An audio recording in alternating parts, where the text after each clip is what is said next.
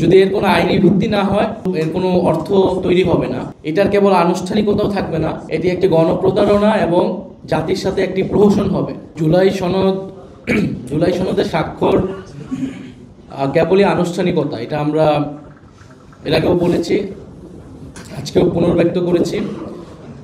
যদি এর কোনো আইনি ভিত্তি না হয়, এর কোনো অর্থ তৈরি হবে না।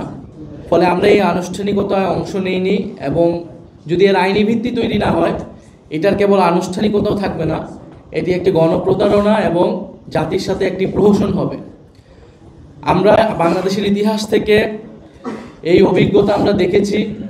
90-এর গণ অভ্যুত্থানের পরেও 3 দলের জোটের যে রূপরেখা আপনাদের মনে আছে, সেই রাজনৈতিক সমঝোতা কিন্তু রক্ষা করা হয়নি। ওদের স্বপ্ন পূরণে পাশে থাকতে পেরে আমরা গর্বিত।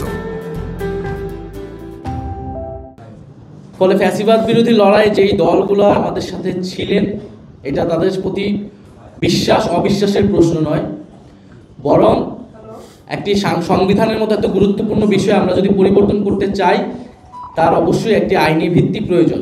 এবং এই 72-এর সংবিধান যাতে পরিবর্তন না হয়, পুরনো ফ্যাসিস্ট কাঠামো যাতে রয়ে যায়, তার জন্য নানান অপচেষ্টা কিন্তু দেশের ভিতরে দেশের বাইরে থেকে করা হচ্ছে।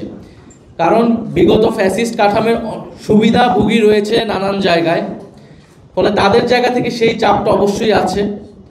এবং আমরা মনে করি যে কিছু কিছু রাজনৈতিক দলও আপোষ করেছে বা সেই ফ্যাসিস্ট কাঠামোটাকে টিকিয়ে রাখতে, অক্ষুণ্ণ রাখতে চেষ্টা করেছে নানাভাবে।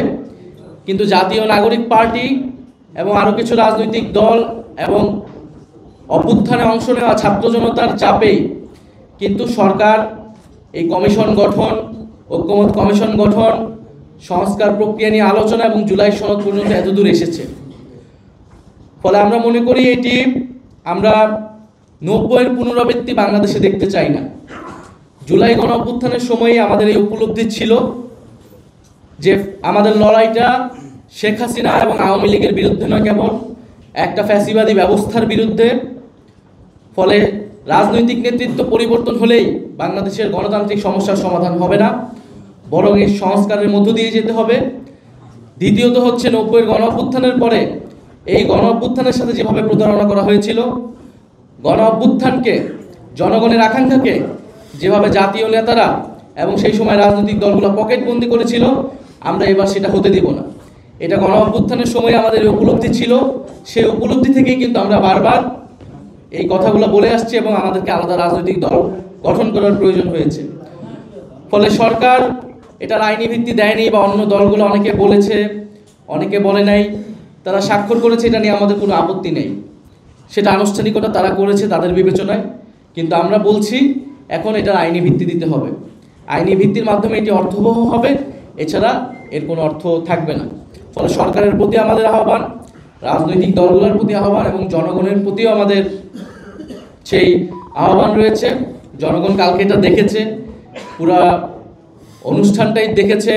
সেখানে জুলাই যোদ্ধা যারা ছিলেন, শহীদ পরিবারদেরকে কীভাবে অবমাননা করা হয়েছে, এবং জনগণের সাথে কোনো ধরনের সম্পর্ক, কোনো সংশ্লিষ্টতা ছিল, জনগণের আকাঙ্ক্ষার কোনো বাস্তবায়ন বা প্রতিফলন গতকালকের অনুষ্ঠানে ঘটেছে বলে আমরা মনে করি না।